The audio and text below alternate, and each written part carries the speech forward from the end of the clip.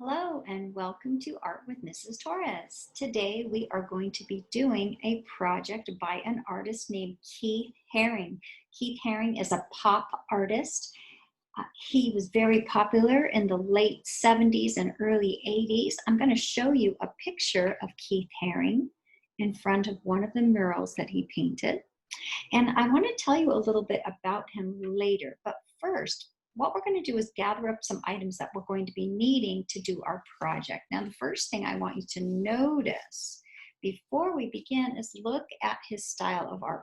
It's very simple. We're going to be using line to show movement and dancing and radiating. All of these things are done with lines. So we are going to be creating this style of artwork, this pop art, using very simple materials.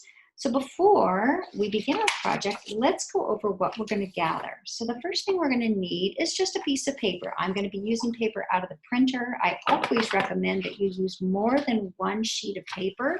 That way you have a little cushion when you're working, and that way when you are working with your marker, we're not going to leak that ink onto your desk. So we're going to get some paper. You can use the paper out of your printer. The other item you're going to need is a pencil. You're going to need an eraser or the one on the end of your pencil. And the last thing you're going to need is something for coloring with. Now, I'm going to be using markers today. However, you could also use crayons. Those would work just as well because you can color with crayons and get a bright color. We want to be working bright today.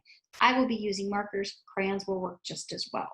So the other item, most importantly, is something for doing your black line work. I will be using my Sharpie marker. Hopefully you have one of those. If you don't, a black crayon or a black colored pencil will also work. I would not recommend using the black marker that comes in this set because it will smear into the other colors when we're working with it. So that's my trick. Make sure it's a permanent marker if you're going to be working with it, not a water marker like these. These have water in them. Okay, so what I'm going to do is have you pause the video. You're going to gather up these items. Let's count how many items you need. 1, your paper. 2, a pencil. 3, an eraser.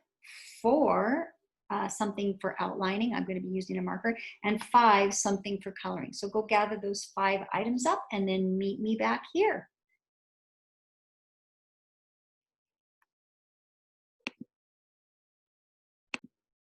Welcome back. You have your items gathered up. You've got your markers or your crayons. You have a pencil, an eraser, your paper, and a marker or a black crayon for outlining.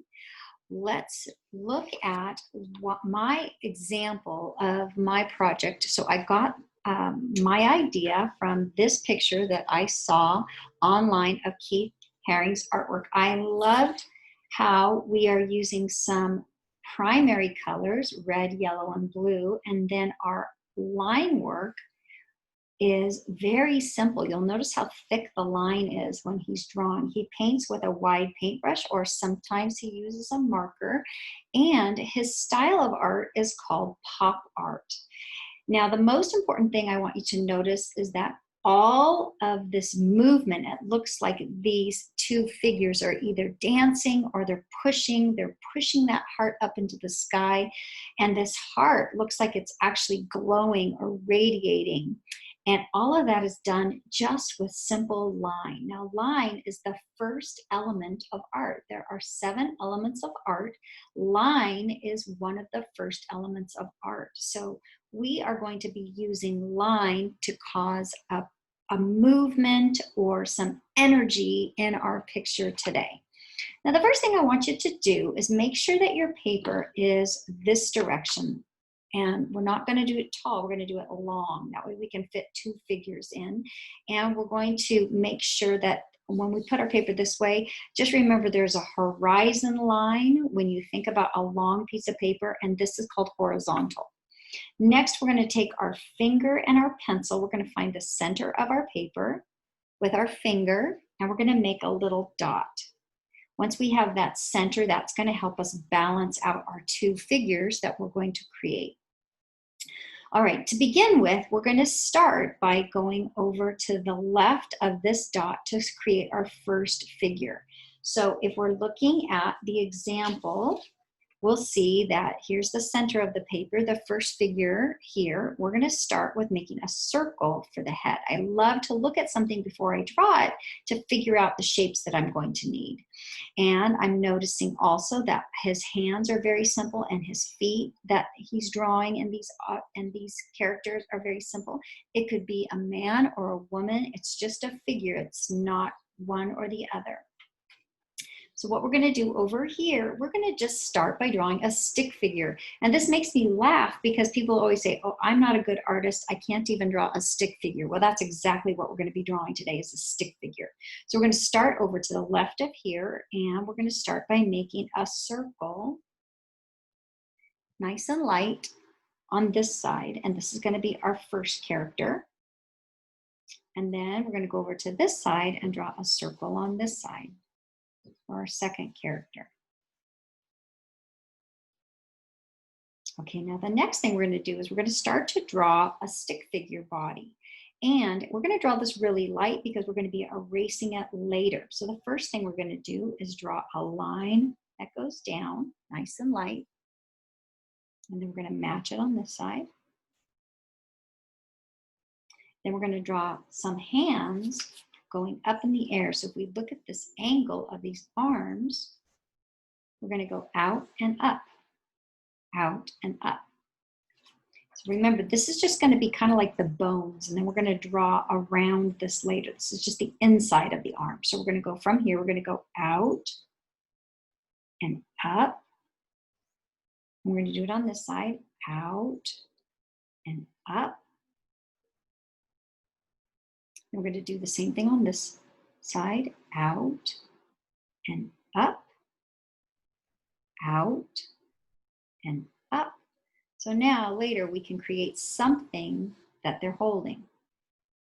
It could be a sun or a heart, a soccer ball, baseball, a rainbow. I'll let you decide that later. Now the next thing we're going to do is draw the legs. So we're going to go down here and we're going to draw a short line like this for kind of the hips. We're going to match it on this side. And let's look back at our example. So look at this leg here. So if we look, this would be where the hips are, the line we just drew. Now this leg is going to go out and down, kind of like the number 7. So right here, we're going to go out a little bit farther and down. Now over here, this one goes down and back. So it's kind of a little bit more tilted, down and back. So on this leg over here, I'm going to go down and back. If you're running out of room toward the bottom of your paper, don't worry, just pause the video and erase maybe your body a little bit, make it a little shorter, and then bring your legs up. So that happens to me a lot of times. Or just let your feet go completely off the bottom of the paper. That will work too. All right, now for our foot, we're just going to make a short little line like this. Don't worry, the feet will get bigger later. And then we're going to create the legs on this guy. So look over here. This one goes down and back, down and back. But if you would like to change it and have the legs doing something different, you totally can do that. So I'm going to kind of copy what Keith Haring did. So I'm going to go down. And oops, I think I made that long, a little too long. So I'm not going to make it that long because I think it'll make my leg too long. So I'm going to go a little shorter here and back. And I'm going to erase this. And then the other leg is going to match. Down and back. And I'm going to give him 2 short little feet. That will make sense later. All right. Now the next part is to start to go around those lines, kind of those inside the bones. We're going to almost call them like the bones inside. And now we're going to trace around it. Kind of like if this would be a racetrack, we're going to be tracing around it like a race car going around the racetrack, and we don't want to bump into the racetrack. So if you pretend that this is the racetrack and you are always going around it, then you want to remember not to crash into the track. So before we get to the hand, I just want to notice how simple the hands are.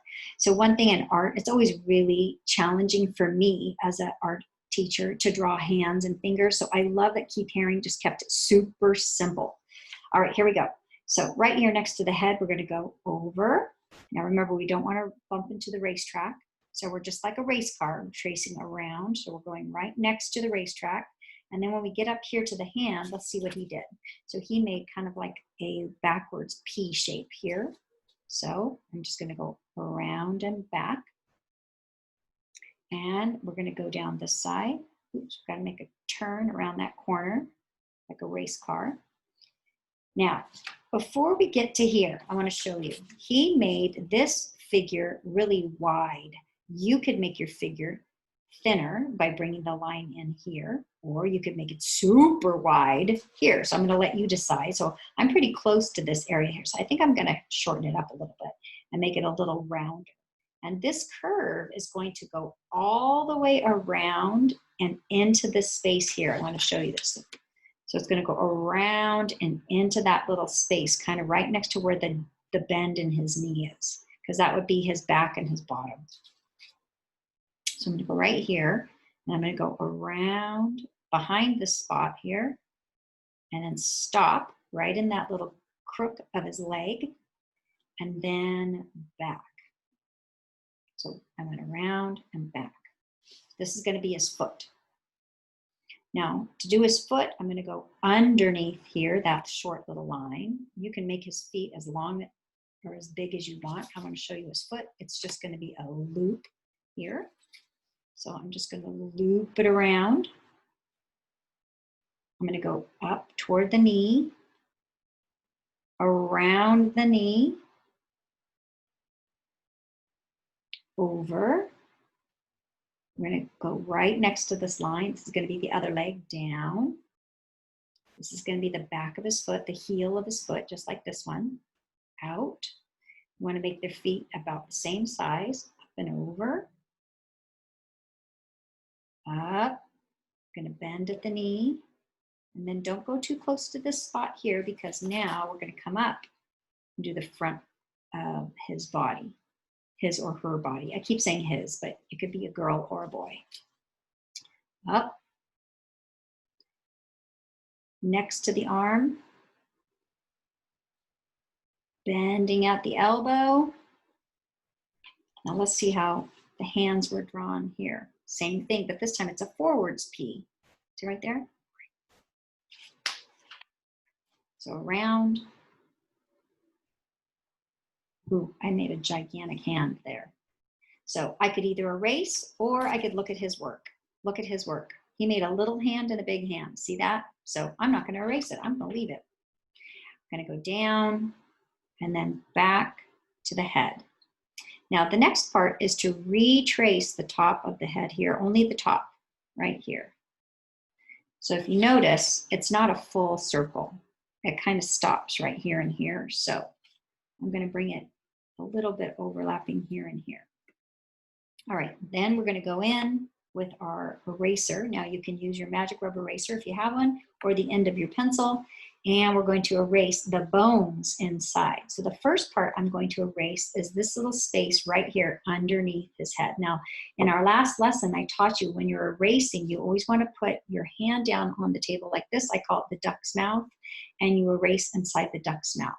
So when you erase right here in this space where the duck would be quacking, your paper isn't going to wrinkle. You can erase really hard and your paper's not going to wrinkle. But if you erase any place outside of the duck's mouth, your paper is going to wrinkle. So I don't want to erase up here. I want to move my hand to that spot. So I'm going to go in and I'm going to erase the bones out of the arm. I'm going to erase the bones on the inside of his stomach and his legs and feet. And now my little figure is done. So I'm going to move over to the second figure. I'm going to do the same thing. But before I do that, see that little dot? We don't need that dot anymore. Go ahead and erase that too. All right, moving on to the second one, we're going to do the same exact thing. Remember, we don't want to bump into the racetrack, so we're going to be drawing right next to the racetrack.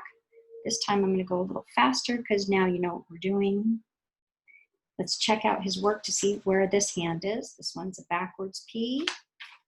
So I'm going to go around and back, down, bend, stop before I get to the center, decide how wide I want my body to be. Now I'm going to look back at his image here. So he goes on an angle like this and then down for his leg. So he goes in and out. So I think I'm going to shorten this a little bit and go in and out and then down.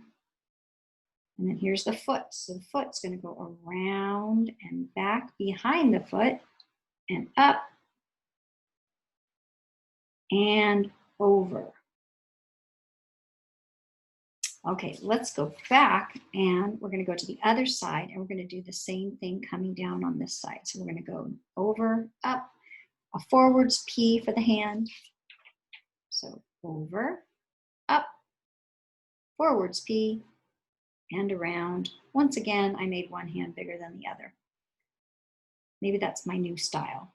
Oh my goodness, I think I made his body too skinny. Let's look at Keith Haring's work. Yes, he's got a nice big round curve that's going to go behind the knee.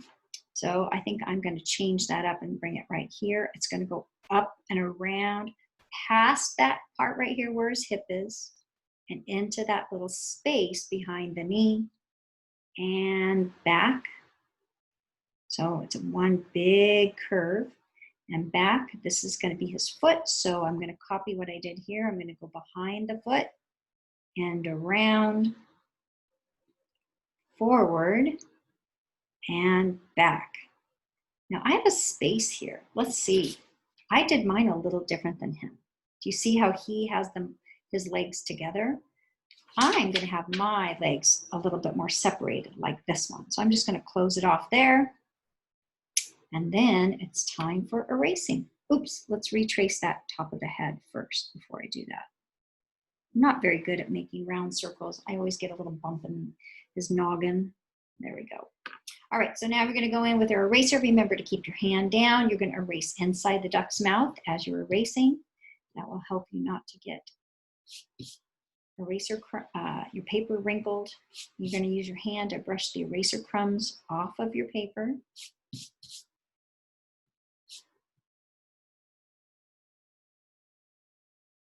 And when you're finished with all of your erasing, now that our two figures are done, these could be best friends. Now these two spaces in here I'm going to erase because I decided to make his body or her body a little bit wider. There we go. Oops, I think I have to erase that one too. Well, there you go. You just drew two figures using line. We can see that they've got some movement going on. This figure over here's legs are a little different than this one. Now we're going to move on to figuring out what are they going to be holding. So look, in Keith Haring's example, he made a heart and then he made these lines radiating out. But then I found this one. Oh, I loved this. Look at. He also did a painting where he made a heart and then he wrote my favorite thing in the whole wide world. He wrote art inside of it. So that's an idea. You could also draw a rainbow above them or maybe a big sun on top that they're holding up. Maybe it's a big half of a sun like this that's going off the edge of the paper. Maybe it's the world. Maybe you could draw a whole bottom half circle of planet Earth and you could be putting that there. So I want you to decide what you're going to be drawing. Maybe it's a rainbow. That would be kind of cool too. They could have a rainbow like this going from side to side. So I want you to think about what you want to draw. Ooh, I think I'm kind of liking the rainbow idea. Maybe I'll do that. Let's see if I could fit a rainbow in here.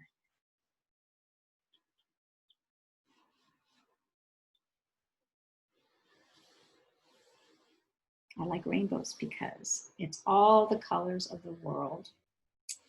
And since I'm an art teacher, I love rainbows. So I think I'm going to be making a rainbow. What are you going to be making on your picture? Red, orange, yellow, green. I'm not going to have enough room for all the colors, but that's okay. So once you decide what you're going to draw, whether it's a heart or a rainbow, then, oh, let me show you my trick for hearts. I have a great thing to show you for making a heart. Hold on. I'm going to erase my rainbow for those of you that want to do a heart. Do you notice how I'm erasing while my hand is flat here? So I used to have the hardest time making my hearts even. And every time I would draw them, they would be crooked or the point wouldn't match up with the bend part of the heart. So I would get this wrong. And it was always kind of messy. So I figured out this little trick. So watch this. So what you do is you decide where your point, where your two curves are going to come in, you want that, where that's going to be, because it's going to line up with the point of the bottom of the heart. Let me show you from my example that I drew because you can see it a little better. So the first thing you're going to do is make a dot for where that point is, and it has to be low so that you have room to come up and around. So I'm going to make a dot kind of probably in between here, but low from the bottom. That way I can go up and around. And then I'm going to make another dot at the bottom of the heart. So the bottom of my heart, you can make it as long or short as you want. I think I'm going to make my bottom of my heart there. So this trick is going to help you to make a nice rounded heart. So what you don't want to do is go out and around and back, because it's going to end up looking like a jelly bean. You want to go up and around it, and you're going to bring it back until it connects with this dot. I guess I should lower my dot just a little bit. Then you're going to do the same thing on this side. So you're going to go up. Don't forget to go up, around, and back to the dot. So when you do that, it just kind of helps you to center your heart a little better. I think I'm changing my mind. I'm going to do heart. Maybe I could color my heart with rainbow. That's a cool idea. And I could write the word art inside my heart because I heart art. All right. See, that's the best part about being an artist. You can change your mind the whole time. So now I've got my heart. I've written the word art. Now we're going to get ready to use our Sharpie marker or your black colored pencil or your black crayon, whatever you're working with for outlining. So if you are going to be using a Sharpie marker, you can erase all your pencil lines later. If you're going to be working with a crayon, you want to erase any pencil lines now before you get working, because it's going to be really hard to erase if you're working with a crayon. It'll smear the crayon. So you might want to go in and erase anything that you don't want to keep anymore if you are going to be working with a crayon or colored pencil. I'm working with a Sharpie marker. I'm going to put my lid on the back. That way I don't lose it. Remember, when we're working with Sharpie markers, it's going to leak through to the back of the paper. Before we get started, please make sure you have extra paper underneath. Also, clean your area. Get rid of all those eraser crumbs before we start drawing. We don't want those to mess up our paper. So I'm stacking up a couple extra sheets behind, lining up my paper.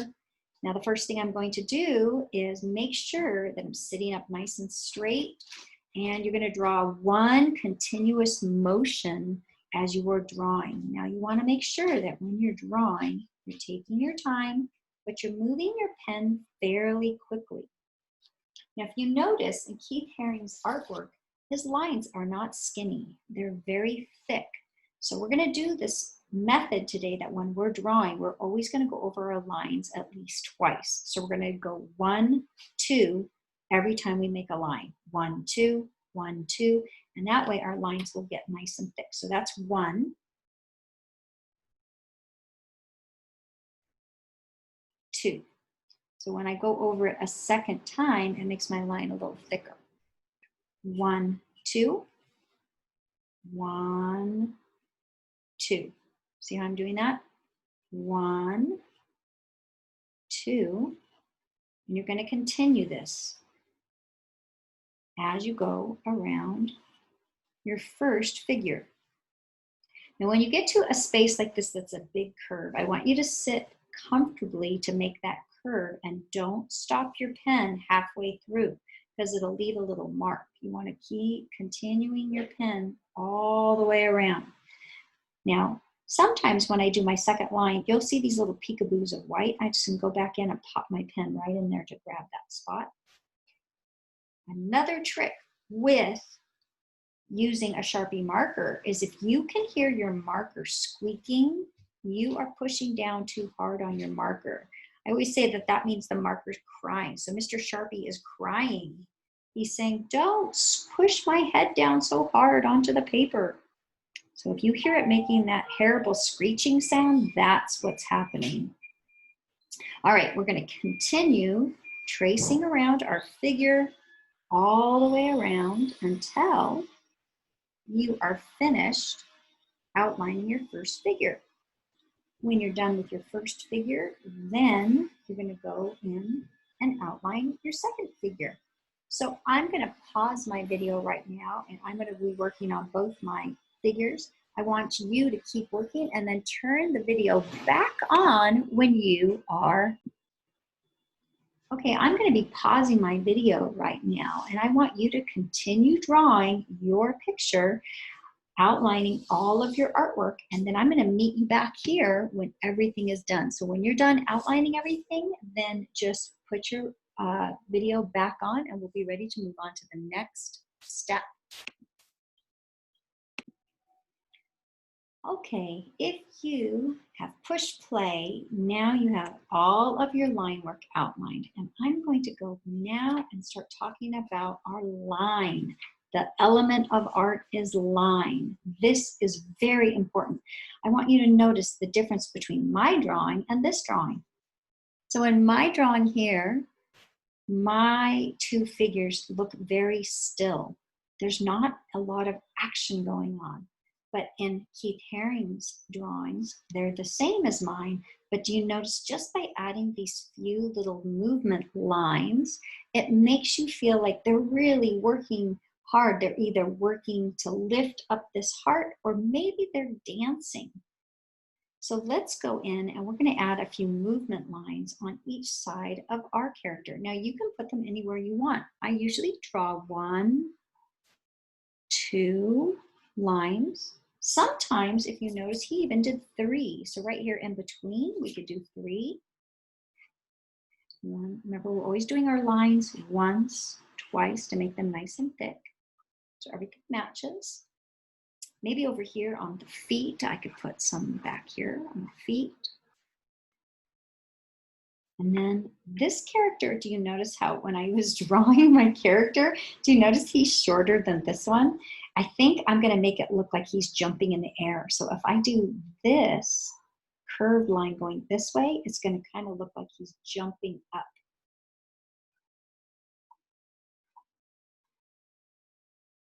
All right, when you have decided how many of those little movement lines that you have in your picture, the next type of line we're going to do is this style line. Now this looks different than this, doesn't it? These lines here make you feel like they are moving or dancing. But these lines, the way that they come out, this is called radiating. Say that word, radiating. So these lines here, they give you the feeling that this heart is beating, or it's like a sun that's glowing. Do you see how they go out, out, out, out, out? Kind of like the rays of a sun. So you can do whatever you like. Now, if you drew a rainbow here, you don't have to do radiating lines, but you can. If you did a heart, like I did, then you can make those lines. I just start right here in the center. I make my first one, and same thing, we're going to make nice thick lines like we did with everything else. And you're just going to follow all the way around like a little flower, kind of like petals on a flower.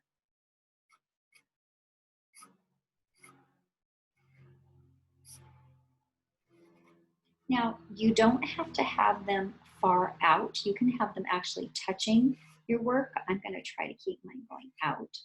And when I draw my lines, I just do 2 at a time to make it kind of thick. You can go back in and fix them later. You could do an alternating pattern where you did some short and some long. That's kind of how I did mine here. Do you see how I went short, long, short, long, short, long? Or you could make them all the same. You could make them random. So this style line is radiating. So it's like the heart is shining or glowing. I kind of have to move my arm a little bit as I'm doing these on this side because I am left-handed and I don't want to block the camera so you can't see what I'm doing. Are you left-handed or are you right-handed? Now when we're all finished doing our little radiating lines, just that tiny little addition of lines really makes my picture a lot more interesting, doesn't it? Okay, so when you're finished with that, whenever you're done, then you're going to close up your marker. If you used a marker, a Sharpie marker, you can go in now and erase with your eraser to get rid of your pencil lines, any extra pencil lines. If you've used a crayon, as I mentioned earlier, don't go in and erase right now because it'll just smear your crayon. Don't worry, when you color, you can color right over it. All right, I'm getting rid of all those little extra pencil lines. Trying to remember to erase in my duck's mouth. Now, the last part is to decide how you're going to color your picture. Now, I don't want to take too much time in showing you coloring because you already know how to color, but I'm going to show you a trick for coloring with markers. Okay, so I did my picture with markers, and as you can see my lines are all going the same direction, so it kind of gives a softer effect when you're looking at your artwork. I took my time to use my marker and do my best to kind of make them all going in the same direction. So I'm going to show you how I do that because using a marker, there are some cool things you can do with a marker. So I'm going to do pink right now instead of red, and you can use any color you want. So when you look at your markers, most of the time, any type of marker you buy, it will have a point and then it has kind of a little wider space like this. Now I'm going to show you something kind of cool. When you're holding your marker, what you want to do is if you're holding it straight up and down like this, you're going to get that tip. That's going to give you a really fine line. So that's a great thing for doing if you're getting really close into a tiny space like this. See how tiny and skinny I can make my line? But if I have a big space that I need to fill, you can take your marker and put it on its side. And when you put it on its side, you're going to get a fat line. So I and I'm going to rotate my paper. I am a little bit more comfortable when I turn my paper when I'm using my marker. So I'm going to turn my paper. If you're right-handed, you're going to probably want to turn your paper this direction to drag your hand across. But I'm going to be turning it this way because I am a lefty. So watch me do this. So if I hold my pen straight up and down, I'm going to get a little skinny line like this. But if I put my marker on its side, then I'm going to be using the edge of it right here. And I can pull that marker across and color much faster. And since I used a Sharpie marker, watch this, I can go right over that black line and it doesn't smear. Now, if you when we were first beginning, I was telling you about not using the Crayola black marker. Now let me show you on an extra piece of paper because I don't want to mess up my drawing. Watch this. Let me get some scratch paper. Here, I'll pull something from the back. Here's my paper from the back. Check this out. All right, so if I was to use my black Crayola marker to draw my beautiful heart picture, right? And then I decide to go in now, because I use my Crayola marker, not a Sharpie. I go in with my pink marker to color over this. Look what happens. Ooh, do you see how it's smearing? And the black gets all smeared in, and then it dirties my pen. See how my pen gets all dirty? So now I'm going to clean my pen, get that black off of it. So this is why I don't recommend using a black Crayola marker when you are doing your outlining. You could use a Crayola marker as a color inside your picture, but I really recommend using a Sharpie marker for outlining. Okay, so look at the difference between this color of my heart and this one. So this one got all that black smeared into it. All right, back to my coloring. Hopefully my marker is clean. So I'm just gonna go in and I'm gonna try to color all in the same direction. Now in these little spots, I can go in with the tip of the marker by holding it straight up and down and just touch up those little corners that I missed. So there's my trick for using a marker. So look at how quickly I can color this entire project by just holding the marker on its side, pulling it across the longest direction. So I'm going this way because it's longer than it is tall. And I'm just gonna go all the way down to the bottom. When I get into these small spaces that I can't fit the side of my marker in, I'm just gonna go in with the tip and fill in those gaps. So I hope you liked that trick. And before you head out today, and as you're working on coloring, I want you to be thinking about keeping your colors simple. So in Keith Haring's work, you'll notice his work is very simple. He does not do a lot of different colors and patterns. Everything is very simple. This style of artwork is called pop art. That's the type of artist Keith Haring was. And I want to tell you just really quick a little bit about him. So first off, Keith Haring loved to go and draw with his dad. He learned how to draw from his dad, not a fancy art school, but his actual dad. His dad was a cartoon artist, and Keith Haring would sit next to his dad, and his dad would draw something, and then Keith Haring would try to copy his dad. So I want to tell you that when I was a little girl, this is the way I learned to draw. I would sit next to my dad, and my dad would draw a picture, and then he would give me a pen, and he would tell me to draw something. Just like how Keith Haring's dad taught him to draw, my dad taught me to draw. And my dad was not an artist, but he liked to doodle, and that's where I learned to draw myself. Another thing about Keith Haring that I think is really interesting is that he loved children, and he passed away when he was only 31 years old, but he loved kids. And he sometimes, when he was painting murals, he would invite children to come out into the square in town. And when he was creating this giant mural on the side of a building, he would invite children to come, and the children got to help him paint his mural. And one more cool thing about Keith Haring, he wanted everyone to enjoy his fun artwork. He didn't want just the rich people that could afford to go to his art galleries that bought his paintings. He wanted everyone to be able to see his art. So he would go down into the subway, and he would bring just some chalk, and he would find a poster that was on the wall that didn't have any artwork on it, because they would put posters up to advertise, soda or food or something. But if they didn't have any advertisements up, there would just be black paper there, and he would take his chalk, and that's where he began drawing pictures, were on this just blank paper. And he would draw these chalk drawings that could be wiped off, and they didn't, deface the property. He wasn't doing anything wrong, and it brought joy to all the people that got to see his happy pictures, all of his wonderful pictures. There's another one that he did. I love this one as well. This one's kind of fun. Look at this one. This is a bunch of people dancing. He was really into music, and he loved all kinds of dancing, and he's just a fabulous artist. So I hope you had fun today learning how to do our project, and I hope you enjoyed learning about Keith Haring, our wonderful pop artist, and I will see you for our next lesson. Have a wonderful day.